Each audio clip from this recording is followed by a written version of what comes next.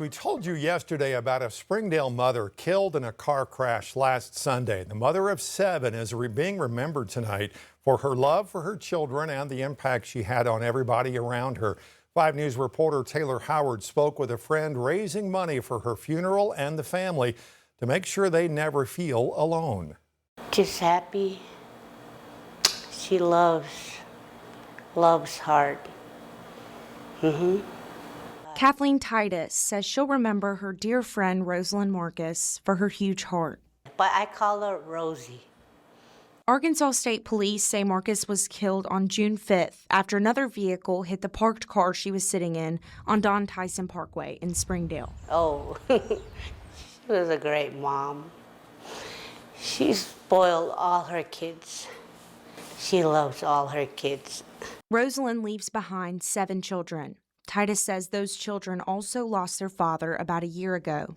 Now she's raising money through an online fundraiser to help with funeral expenses and support the children. Rosilan was Marshallese, so is Titus. She says support from their community in Springdale has poured in, and it's been overwhelming.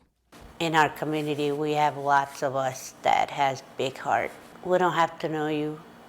We'll just welcome you into our house if you're going through something or you're in need of something. She says Marshallese funerals last for days and bring together family and friends from across the country to honor a person's life. We celebrated big. She says making sure Rosilan's children are supported is a way she and Rosilan's other friends can keep showing up for her.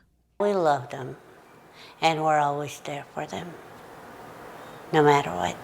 In Springdale, covering news where you live, Taylor Howard, 5 News.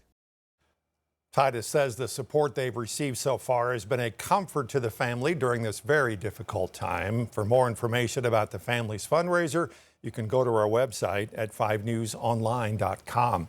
Van Buren's utilities director providing an update tonight after a water main break shut down some roads downtown Van Buren. A 133-year-old cast iron water line broke, causing that leak. Main Street is closed between 3rd and 8th Street. Water service was also shut off to some customers near downtown. It is expected, though, to be fixed by sometime tomorrow morning. Fort Smith police still searching for the suspect in Tuesday night's deadly shooting that left a 16-year-old dead. Jasmine Johnston, here on your screen, is considered extremely armed, extremely dangerous. Police say you should not approach her. She faces first-degree murder and aggravated robbery charges. That shooting happened in the 5300 block of Elm Street in Fort Smith Tuesday night. If you have any information leading to her whereabouts, please contact 911 or Crime Stoppers at 78-CRIME. You could be eligible for an reward if she is arrested and convicted. Prairie Grove's mayor says air quality is not impacted after a fire this morning at the Arkansas galvanizing plant. That fire discovered about 10 o'clock in the morning by police officer during a routine patrol check. Multiple agencies from across the region responded to the scene and conducted chemical containment operations after the fire was put out. One Prairie Grove firefighter was taken to the hospital but is expected to be okay. An investigation into what caused that fire is now underway. Meanwhile, an investigation continues after 2 people were killed in a plane crash that was en route to Siloam Springs Municipal Airport. The crash happened near Waterloo, Illinois, just south of St. Louis.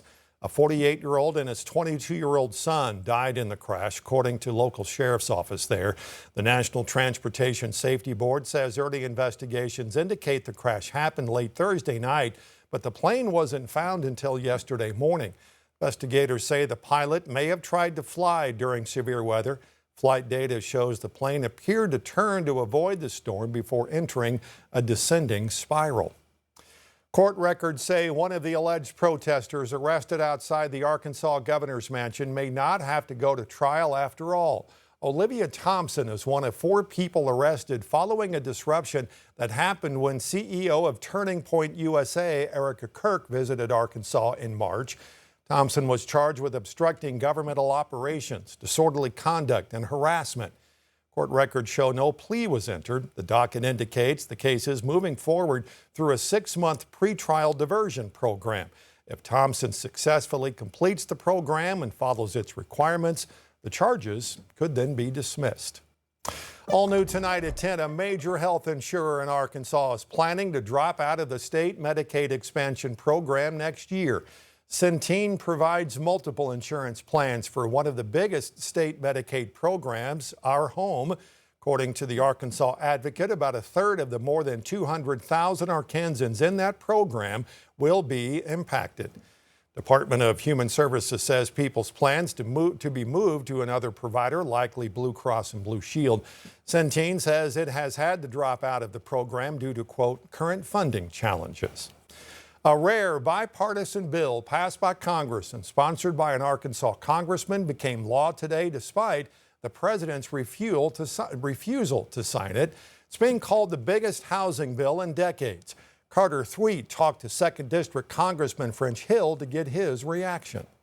Republicans and Democrats alike have called it a landmark piece of legislation. The 21st Century Road to Housing Act represents one of the most significant bipartisan housing reforms in recent memory. The law's goal, make housing more affordable. Today, our average age of first-time homeowners has risen to 40. Just 5 years ago, it was 33. The law removes regulatory barriers to encourage an increase in housing supply, puts limits on institutional investors buying single-family homes, supports housing opportunities for veterans, and aids local governments in creating affordable housing. Representative French Hill was joined by fellow House member Mike Flood of Nebraska in Maumelle early Saturday to celebrate. If you're in 5th grade and you watch that little cartoon, I'm Just a Bill, none of what happened here is in the cartoon.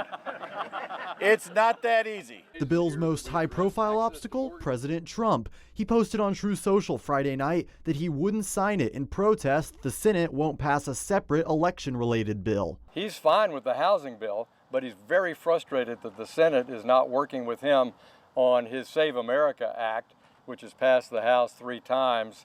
And so he chose, as he said on Truth Social yesterday, to not sign the bill, literally in protest. But he didn't veto it, and so after 10 days with no presidential action, the bill became law on Saturday morning at 12:01 Eastern Time. This bill is a practical solution to one of the most pressing, challenging arenas that we have in the country. It demonstrates what Congress can accomplish when we focus on solving problems for the American people instead of scoring political points. That was Carter Thweet reporting. Now, the bill also unlocks more federal funding for the construction of factory-built homes and eliminates a rule that requires homes to be built on a chassis or a steel framework in order to transport them. Well, the weather obviously was not cooperating tonight as Razorback Stadium hosting its second concert ever. Jelly Roll and Post Malone show finally got underway around 9:30 this evening after storms pushed the start time back by more than 2 hours. Fans were waiting for hours to get into the concert, many of them tailgating to get ready. For me, it's just more the atmosphere. It's just the camaraderie that, so that's in the music, but yeah. Absolutely, in the music, yeah, absolutely. This was the first concert at the stadium since Garth Brooks played in front of 75,000 fans.